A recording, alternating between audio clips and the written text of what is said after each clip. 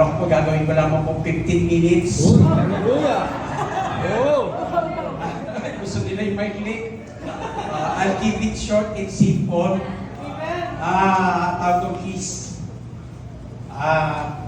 Para maibsan na po itong aking nervyos. Ako po ang kapatid ni Pastor Franklin na pang-apat ko sa kakapatid si Pastor Franklin Bubunso. And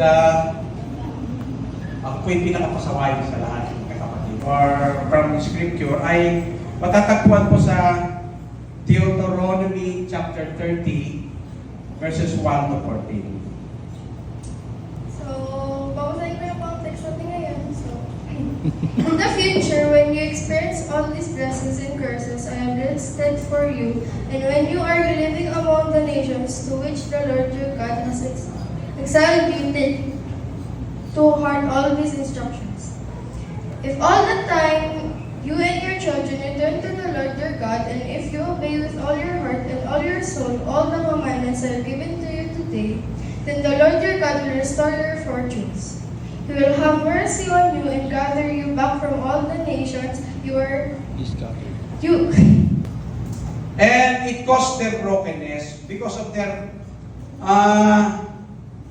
disobediences. They were broken and they need to be restored. Siguro po sa intro ko pa lamang po ay nakaka-relate na po kayo sa introduction pa lang na we were broken and we